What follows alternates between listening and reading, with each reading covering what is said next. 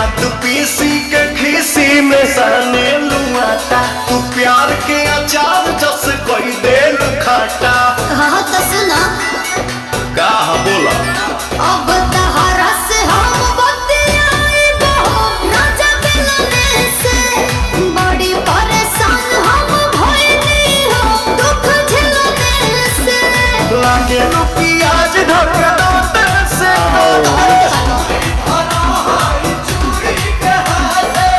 धनी हो सब धन तहरे नु बाटे धनी हो सब धन तोहरे नु बाटे धनी हो सब धन तहरे नु बाटे।